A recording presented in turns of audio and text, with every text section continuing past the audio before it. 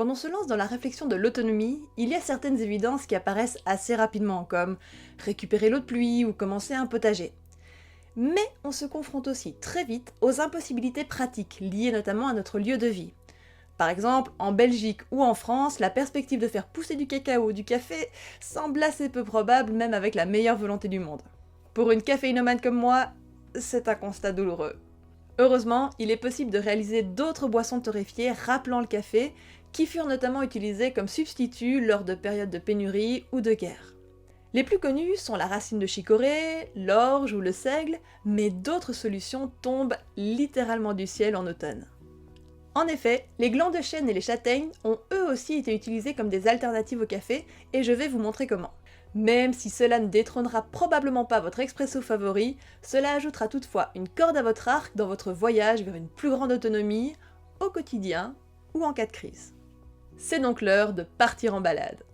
Pour le ramassage et le décortiquage des châtaignes, je vous renvoie à notre vidéo sur la réalisation de la farine de châtaigne sans électricité que vous trouverez ici.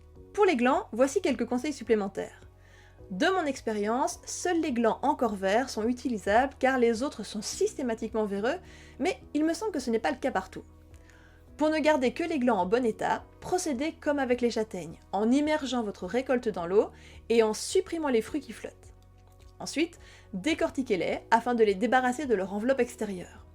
Le plus facile, je trouve, est de les couper en 4, comme ceci.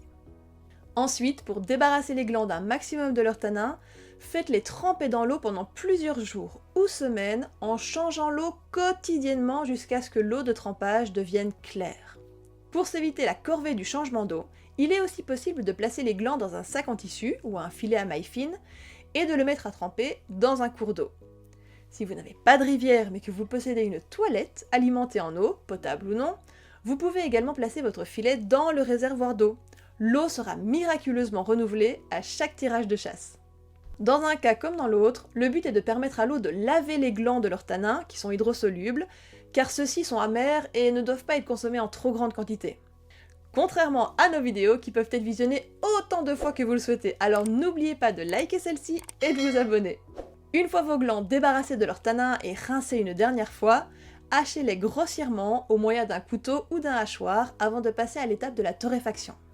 En ce qui concerne les châtaignes, vous pouvez les utiliser fraîches, juste après le décortiquage, ou sous forme de brisures séchées. Pour torréfier vos glands et châtaignes, placez-les dans une poêle et faites-les chauffer à sec sur feu vif, sans rien ajouter d'autre et sans couvrir. Procédez par petites quantités afin de pouvoir mélanger régulièrement avec une cuillère en bois. Si vous utilisez des fruits frais, vous allez voir une petite pellicule se former au fond de la poêle, comme si cela accrochait et qui va disparaître progressivement en mélangeant. Petit à petit, vos morceaux vont commencer à changer de couleur et à foncer en fumant légèrement et en émettant une bonne odeur de torréfaction. L'idée ici n'est évidemment pas de brûler vos glands et châtaignes, donc n'arrêtez pas de les mélanger dès le moment où ils commencent à brunir. Si des morceaux vous semblent trop gros pour être torréfiés à cœur, n'hésitez pas à les hacher encore une fois, si toutefois vous n'utilisez pas une poêle avec un revêtement anti-adhésif fragile. Une fois que l'ensemble a pris une couleur brun caramel, retirez votre poêle du feu et laissez refroidir.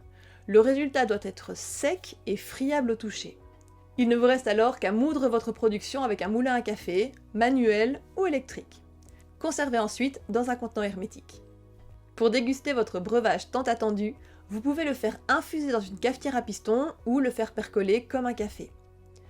Utilisez d'abord une petite cuillère par tasse comme pour un café habituel et apprenez à ajuster en fonction du résultat et de vos goûts personnels. Le café de châtaigne donnera un résultat plus doux et rond, tandis que celui de gland rappellera plus fortement l'amertume du café à cause des tanins restants, en quantité plus ou moins importante selon votre persévérance lors de la détannification. En raison de ces résidus tanniques, il est d'ailleurs conseillé de ne pas consommer ce café quotidiennement. J'espère que cette découverte renforcera non seulement votre autonomie, mais qu'elle vous donnera également l'envie d'explorer toutes les possibilités qui s'offrent à vous pour la faire grandir. Nous avons à notre disposition bien plus que nous ne le pensons et certaines ressources se trouvent déjà sous nos pieds, prêtes à être ramassées.